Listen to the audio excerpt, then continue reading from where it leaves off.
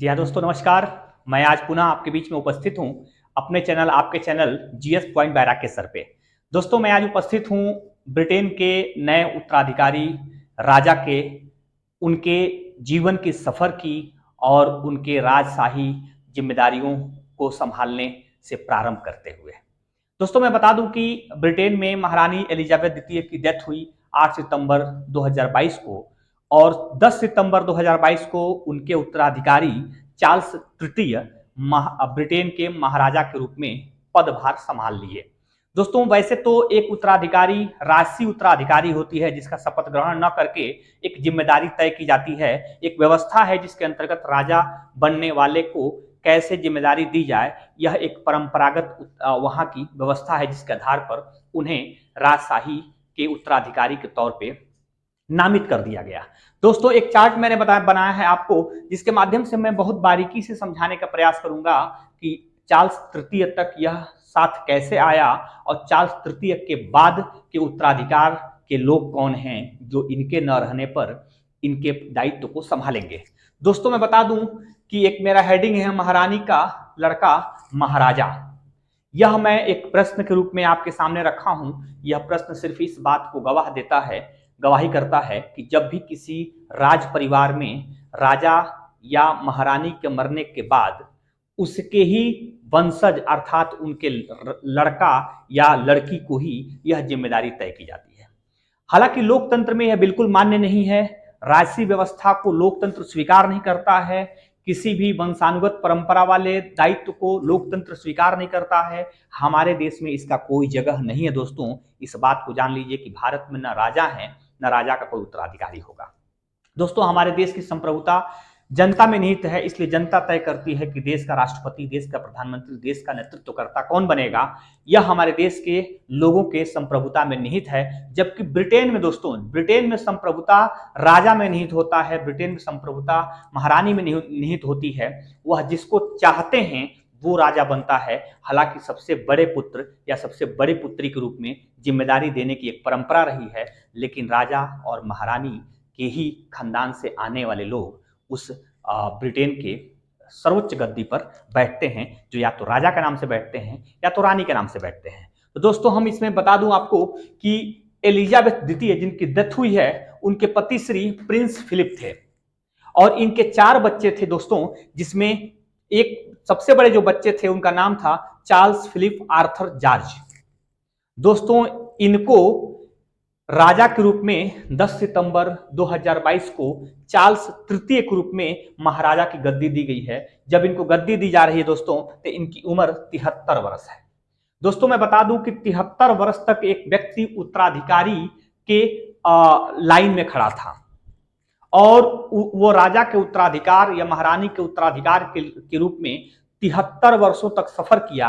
यह अपने आप में एक वर्ल्ड रिकॉर्ड है कि इतना बड़ा उत्तराधिकारी की जिम्मेदारी प्राप्त करने का जो समय सीमा है, यह चार्ल्स तृतीय के नाम से ही हो रहा है। इनकी माता श्री एलिजाबेथ द्वितीय 96 वर्ष तक लगातार 96 वर्ष की अवस्था तक इन्होंने लगभग 70 वर्षों तक शासन किया। यह राजशाही परिवार में सबसे अधिक उम्र तक शासिका बनेंगी, जबकि यह सबसे अधिक उम्र तक उत्तराधिकारी व्यक्ति बनेंगे। दोस्तों, इनकी पत्नी कैमिला हैं जो खुद भी 75 वर्ष की हैं, जबकि इनकी उम्र 73 वर्ष की है। इन दोनों के 2 पुत्र हैं दोस्तों।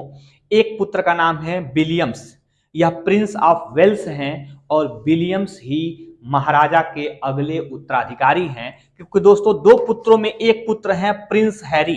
दोस्तों, मैं बता दूं प्रिंस हैरी इस समय अमेरिका में हैं और अमेरिका में रहते हुए राजशाही की सारी जिम्मेदारियों को त्याग चुके हैं।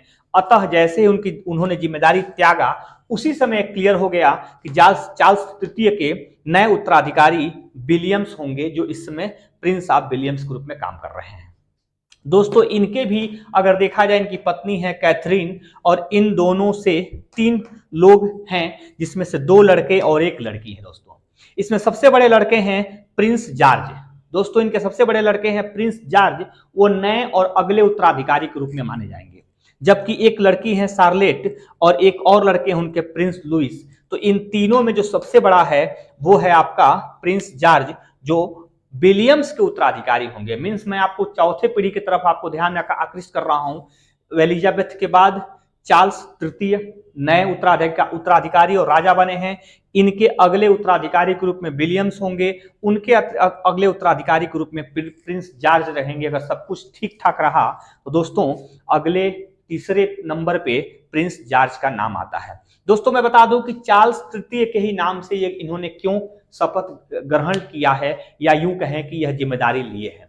तो दोस्तों एक ब्रिटेन के सम्राट के परिवार में एक परंपरा सी है कि जब भी उनके परिवार में कोई राजा या रानी का पद लेता है तो अपने खानदान के किसी पुराने व्यक्ति के नाम पर ही अपना नामकरण कराता है। तो दोस्तों मैं बता दूं चार्ल्स फर्स्ट और चार्ल्स सेकंड ये दो लोग भी राजा के रूप में रहे हैं। चार्ल्स फर्स्ट 1625 से लेकर 1660 तक राजा के रूप में रहे, जबकि चार्ल्स द्वितीय 1660 से लेकर 1685 तक उन्होंने इस जिम्मेदारी को संभाला था। उन्हीं के नाम पर चार्ल्स तृतीय के नाम से यह नए महाराजा के रूप में ब्रिटेन के दायित्व को संभाल रहे हैं।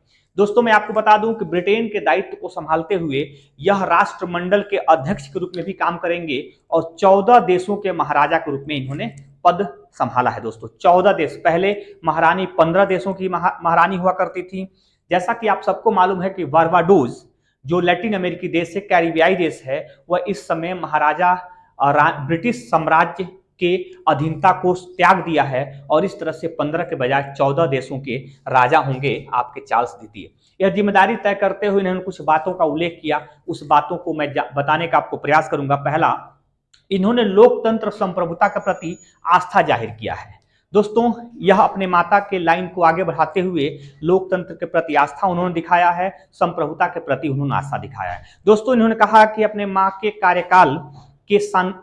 के शानदार कार्यकाल को मैं आगे बढ़ाने के लिए दृढ़ निश्चयी रहूंगा, अपने माँ के उस शानदार कार्यकाल के गौरव को और आगे बढ़ाऊंगा और मजबूती से बढ़ाऊंगा, यह उन्होंने अपनी बात को उल्लेखित किया।